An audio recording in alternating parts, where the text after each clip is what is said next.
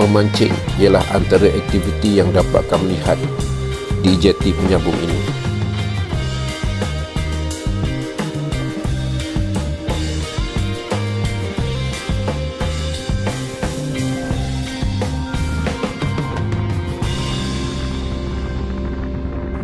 Adik ini juga tidak mahu ketinggalan memancing di jeti. Banyak ikan kat sini. Mengisi lapang di waktu petang. Ikan apa ada?